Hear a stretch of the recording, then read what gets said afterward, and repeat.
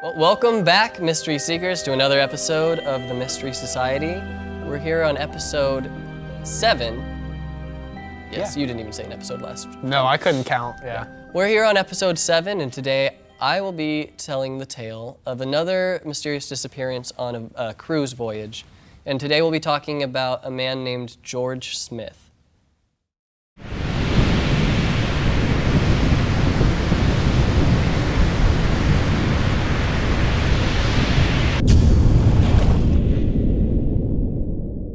Today's episode, the mystery of George Smith, is a pretty controversial one, and it was largely covered by news outlets.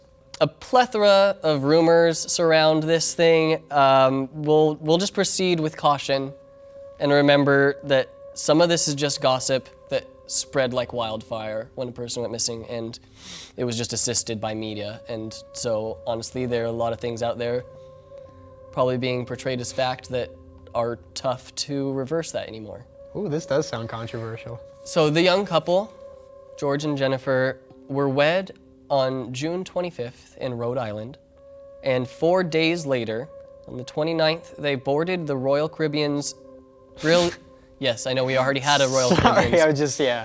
If you'll remember my last episode with Amy Lynn Bradley, she disappeared from the Royal Caribbean's Rhapsody of the Seas, and this time, George and his wife boarded the Royal Caribbean's Brilliance of the Sea. You don't even have to say the story. How did they cover it up? Yeah, right. Their port was Barcelona, and they were headed to many Mediterranean destinations. So 5 days into their cruise, on the 4th of June, they spent the day exploring Mykonos, Greece. Oh, yeah, okay. You been? No, but I've heard the Fleet Foxes song. So that night, after journeying around Greece, they celebrated and had a fancy dinner aboard their ship to celebrate their new marriage. Around midnight that night, they are spotted heading towards the casino floor on the CCTV footage, the last images of George ever taken. So between midnight and 4:30 a.m. is our blank space. Early morning on July 5th, George went missing, and no one has seen him since, and his new wife, brand new wife, Jennifer, was found passed out in a hallway around 4:30 a.m. Ooh, okay. And around 7:30 a.m., passengers found a large splash of blood on a metal canopy, basically below their balcony. It looks like George went overboard from their balcony, hitting the ship on his way down. So this could have been an obvious accidental death, except more of George's blood was found in the room. Not much, but a little bit of his blood was found in their bedroom. 4 men were questioned and were found to have partied all night with George, saying they returned him to his bed at 3:52 a.m. Okay. So they had their nice dinner, went to the casino floor. She doesn't show up till 4:30. He isn't seen again. And then there are these 4 men who said they spent all night partying with George. And they said they returned him to his bed. They brought him back to his room. They said they took off his shoes, put him in bed. This at 4 in the morning. Then they went back to their own rooms, and apparently, they said, ordered a bunch of room service. These men, Josh Askin, Rusty Kaufman, Greg Rosenberg, and his brother Zach Rosenberg. Not only the blood in the room raised a red flag, a neighbor in a nearby cabin claims to have heard arguments and voices around that time in the morning. Okay, I'm sorry, they didn't say they heard it coming from there. They said they heard the arguments coming from the balcony. Oh, okay. 4 voices or so. 4 voices? That's what they said. That was what they said. We heard like 4 voices or so. In 2010, an attorney named Mike Jones got his hands on the case file, and there was no record of these men ordering any room service that morning whatsoever. 2015, the FBI closed the case. The boys, all 4 of these boys, failed polygraphs. They were accused of rape by different women on board. And overall, were quoted to have bad behavior. Oh my God. Something else to note is that apparently from like family members, I believe, George and Jennifer didn't drink a whole lot. So I can understand, like, you know, they're partying and they're having their fancy dinner and having a few glasses of wine and then they go to the casino. It feels like these guys would have had to like been getting these guys to drink, you know? Yeah. It's a very weird situation because I'm like, for random strangers, it's not like the Amy Lynn Bradley where it's like, yeah, there are these guys who are there probably with the goal to traffic human beings and they're keeping a lookout for people and trying to find openings. These are 4 guys that went drinking with a stranger and then took him back to his room and threw him overboard and they just met him. Yeah, that's like confusing. It's so weird. Like these guys could have been so messed up that they could have just been drunk and messing around. Yeah. And tossed a guy overboard. Yeah, yeah. I believe they were even like, they had recordings of them, either recordings of them or somebody quoted later on them bragging about that night and like the wild shit that they did. Wow. And I even watched like some interviews with them and they're all just like huddled in a circle talking to these FBI guys on the ship and they have no good answers for anything and they just sound like they're making stuff up and basically, he was sitting with us, and then they got up and they went to a bar. And then they were sitting with other people at the bar, and then they were sitting at the bar talking over there. Then he came back. He was stumbling around, so he came back to sit with us and talk. And she disappeared, and then he's stumbling around. You know, he's dead in the chair already. He's barely moving. So we helped him back to his room. When we got to the room, she wasn't there. We tried to find her. We brought him back, and he passes out in the back. When you go to the room, when you breathe, like, did you see her? No, she wasn't there. She wasn't in the room. We went back and looked for her with him. And then we couldn't find her. She was gone. And then we came back to George's room and put him in bed. And then he went to sleep. We never saw him. That was the last time we saw him. Yeah, after we dropped him off.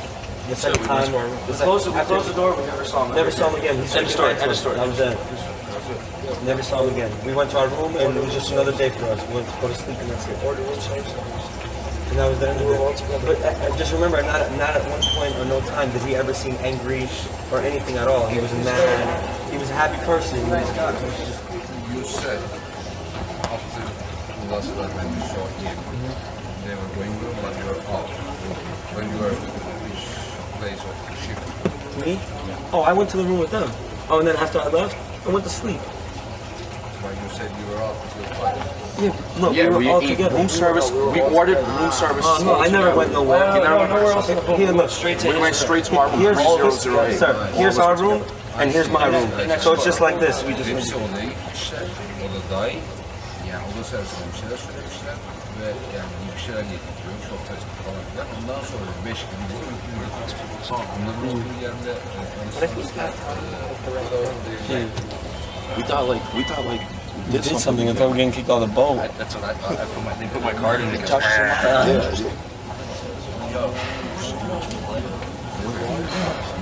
We went and looked. No, we went and looked. Are you serious? We went and looked. Go to the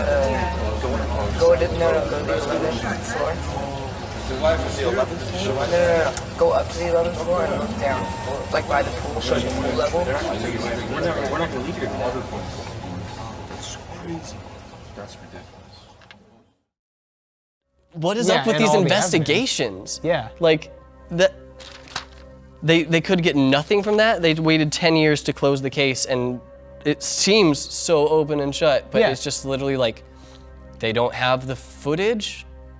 I guess they needed footage of these guys throwing a person overboard before they pursued it further, but it doesn't even seem like they called them in for further interviews and like took them to a police station. It just doesn't seem like anything was followed through on. There were some theories that for some reason it could have been, you know, like a job that the new wife like hired people to kill her husband. Like maybe she just didn't want to be with him. It doesn't really seem like that. It seems like they were really happy, and when they found her at 4:30, she was supposedly very inebriated, and she passed her polygraph test, which I mean, I know it doesn't count for a whole lot, but it doesn't sound like she would have much to do with it. There are some theories about that. To me, it's just like too obvious that these men were all involved in George Smith's death. Yeah. And I just don't know if it was like a prank, a joke gone too far, or if one of the men got into a fight with George and the others just all covered it up for him. Or it could be like a more sinister act. It could have been like, these guys were really wild. Everybody said they had bad behavior. Women said they sexually assaulted them. They could have just killed a person because they found an opportunity to throw somebody overboard and thought that would be, in their minds, a cool thing to do. I also wonder with the whole sexual assault and the rape thing, if maybe they were trying to get to his wife somehow, or if even the reason she was passed out was because they slipped something into a drink for her. And we're trying to, I don't know, for some reason get rid of the husband and then something like that. I mean, that doesn't make a whole lot of sense to me either, if I'm being honest, but the whole thing kind of doesn't. The idea of them maybe possibly drugging them wouldn't be super far-fetched. That kind of makes sense, if they're trying to like date rape other people. Yeah, it seems so weird, like, from all, like from their, their accounts don't count for much, but it sounds like they were just having a fun night. Like, I don't know at what point in this night George or Jennifer might have realized things were taking a turn, or if it literally wasn't until they were in the room on the balcony that something happened. Like, the final moments, unfortunately, of George Smith, whose body was never recovered, are probably just always going to be a mystery unless one of these guys comes forward and confesses, but they're the only ones who know. And so, yeah, it's rough, but we just don't know what happened in that room. But thank you so much for listening to today's episode on the mysterious disappearance of George Smith. I hope you enjoyed it, and we will keep sending more episodes your way. Next time, Nate's going to be telling us about the disappearance of Ettore Majorana. He doesn't know who Ponce de Leon is, but he can. That he whips out without a hitch. All right, cool. We'll see you then. Bye. Thank you.